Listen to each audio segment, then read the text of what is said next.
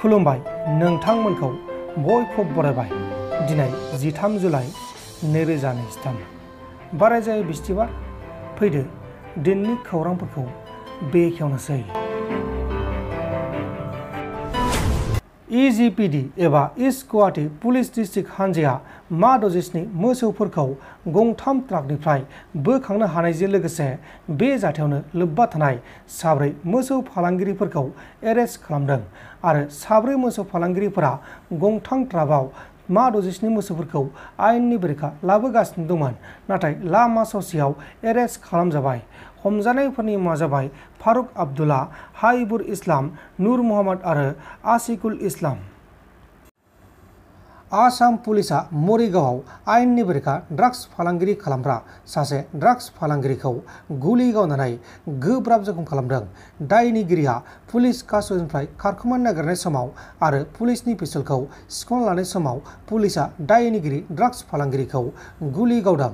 गुलि गावजानाय ड्राग्स फालांगिरिनि मुङा जाबाय मफिजुर हक। बे समाव मफिजुरखौ गुवाहाटीआव फाहामसालियाव फाहामथाय होगासिनो दङ। तिनसुकिया डिस्ट्रिक्टनि सिङाव थानाय राजा आली आदार्सपाट ओनसोलाव गंथाम गेस सिलिन्डारा ब्लास्ट जानायनि जाहोनाव गिथाव बाथाव अर खामदों आरो बे गिथाव बाथाव अर खामनायनि जाहोनाव गं0सो नखरफोरा अरजों खामदों। नाथाय बे जाथायाव रावबो जेबो जायाखै, रावबो जोखोम जायाखै आरो रावनिबो जिउ खहा जायाखै। नाथाय बे जाथायाव गोबां लाख रांनि धोन सम्पथिफोरा सिलिंखार आरो थेर बेथेर जादों। आरोबाव सासे आसामनि सेंग्रा जालाया गुबुन रायजोआव जिउ गोमादों। केरालायाव आसामनि सासे सेंग्रा जालाया ग्लासनि फेक्टरियाव खामानि मावबाय थानाय समावनो गंसे गिदिर ग्लासआ बायना बेनि सायाव गोलैसिननायाव बे सेंग्रा जालाया अबथिरायै जिउ गोमादों। थैनाय सेंग्रा जालायनि मुङा जाबाय धन कुमार टुडु। 19 बोसोर बैसोनि टुडुखौ फाहामसालियावबो लांनाय जादोंमोन, नाथाय रैखा खालामनो हायासै। गोथै सह बाजार गेजेरावनो गोथै सह बोखांदों। आसामनि गलाघाट जिल्लानि सिङाव थानाय देरगाव टाउननि बाजार गेजेराव सासे सुबुंनि गोथै सहखौ बोखांनो हादों। उनाव जाथायसालियाव फैनानै पुलिसा गोथै सहखौ बोखांनानै पस्टमर्टेमनि थाखाय दैथायहरनानै जाथायनि सायाव नायबिजिरनाय जादों। लोगोसे बे जाथायखौ लानानै ओनसोल नाङैनो गिखांनाय फोरमायदों आरो बे थैनाय सुबुंनि मोदोमाव गोबां जोखोम जायैनि सिनफोरबो दंमोन। अदेबानि बे सुबुंखौ बुथारनानै गारना दोनदों। थैनाय सुबुंनि मुङा जाबाय माइना हाजरिका आरो बेखौ बुथारनानै गोथै सहखौ गारना दोनदों होननानै पुलिसा बुंदों। रिपर्टनि बायदिब्ला माइना हाजरिकाया बाजाराव थानाय गंसे हटेलाव खामानि मावनानै जाबोगासिनो दंमोन। दा बे जाथायनि सायाव आसाम पुलिसा गावसोरनि खामानिखौ मावगासिनो दङ। आन्ध्र प्रदेश रायजोनि विशाखापट्टनमाव सासे दुथां फोरोंगिरिया सासे 14 बोसोर बैसोनि हिनजावसा गथ'खौनो आथोनारि गाग्लोब नाजानायनि जाहोनाव पुलिसजों एरेस्ट खालामजादों।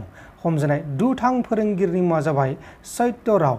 सत्यरावआ हिनजावसा गथ'खौ रावबो गैयैनि खाबु लानानै जर जुलुम खालामदोंमोन, नाथाय जोबथायाव पुलिसजों एरेस्ट खालामजाबाय। उत्तराखन्ड रायजोनि गंगोत्रीनि राजा लामायाव लेन्डस्लाइड जानायनि जाहोनाव गंसे धोरोम सिबिग्राफोरनि गारिया थांबाय थानाय समाव बिसिनि गारि सायाव गिदिर अन्थाइ बल्डारआ बे गारिनि सायाव गोलैसिननायाव 4 सुबुङा जायगायावनो जिउ गोमादों आरो बे जाथायावनो गुबुन 6 सुबुङा गोब्राब जोखोम जादों। बे समाव जोखोम जानायफोरखौ फाहामसालियाव फाहामथाय होगासिनो दङ। लोगोसे बे जाथायखौ लानानै रायजो सोरखारा दुखु मोननाय फोरमायदों। गोबां दैबाना जादों।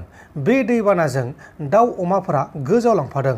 चिरां डिस्ट्रिक्टनि सिङाव थानाय मालिभिटा ओनसोलाव भुटान हादोरनिफ्राय फैनाय दैनि जाहोनाव गोबां दैबाना जादों आरो बे दैबानाजों गोबां नखरफोरा आलाय सिलाय जानांगौ जादों। अदेबानि न' सिंफोरावनो दैया हाबलाजोबदों। नोंथांमोन दिननि खौरांफोरा बेखिनिल'मोन। बेखिनिसिम नायनायनि थाखाय नोंथांमोननिसिम रोजा रोजा साबायखर। गोजोन्थों। एसेनोसै। जय बर' हारिनि।